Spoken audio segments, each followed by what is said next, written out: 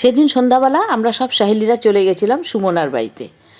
সুমনার বিবাহবার্ষিক ছিল সেই জন্য, আর সুমনা অবশ্য আমাদেরকে নিমন্ত্রণ করেছিল আজকের দিনটা সব সাহেলিরা আমরা একসাথে কাটাবো বলে, সেই জন্যই গেছিলাম সুমনার বাড়িতে। আর হ্যাঁ, এই ভিডিওটা কিন্তু মাসখানেক আগের ভিডিও, আমার একটু পোস্ট করতে দেরি হয়ে গেল অনেক অসুবিধার কারণে। যাই হোক, আমরা সুমনার বাড়িতে চলে এসেছি। এসেই কিন্তু প্রথমে খেয়ে নিলাম গরম গরম কফি আর বিস্কুট। কফি বিস্কুট শেষ হতে না হতেই কিন্তু সুমনা আমাদের জন্য বানিয়ে এনেছে চিকেন পকোড়া। এখন চিকেন পকোড়া খেয়ে আমাদের গল্প চলছে। সুমনার যেহেতু বিবাহবার্ষিক, সেই জন্য সুমনার জন্য আমরা একটা গিফট নিয়ে এসেছি।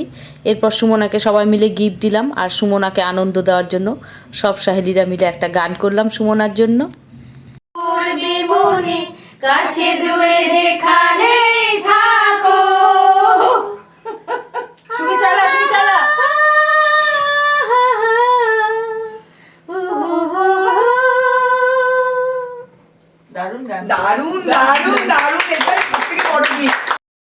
সুমনাকে গিফট দেওয়া হয়ে যাওয়ার পর এরপর সাহেলিরা বসে অনেকক্ষণ গল্প করলাম, অনেক আড্ডা হলো, হাসাহাসি গল্প। সাহেলিরা যেখানে আড্ডা তো থাকবেই।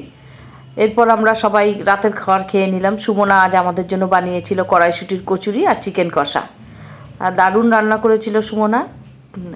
যাই হোক, এরপর সবাই মিলে খেয়ে নিলাম, খাওয়া দাওয়া হয়ে গেল। আর আড্ডা দেওয়া যাবে না, কারণ অনেকটাই রাত হয়ে গেছে, সবাইকে বাড়ি ফিরতে হবে। আমার বাড়ি যদিও সুমনার বাড়ির পাশে, সুমনার দরজা খুললেই আমার বাড়ি, কিন্তু অন্যদের বাড়িতে একটু যেতে হবে হেঁটে, সেই জন্য বেরিয়ে পড়লাম সবাই। সব সাহেলিদের সঙ্গে একটা সুন্দর সন্ধ্যা কাটালাম। আর আমি অবশ্য আমার সব ভিডিওতে একটা কথাই বলি, সাহেলিদের সঙ্গে সময়গুলো কিন্তু সবসময় সুন্দরই কাটে। আর তোমরা কারা আছো আমার মতো এইরকম বন্ধুদের সঙ্গে আড্ডা দিতে ভালোবাসো আর এরকম বন্ধুদের সঙ্গে সুন্দর সুন্দর সময় কাটাও, অবশ্যই কমেন্ট করে জানিও।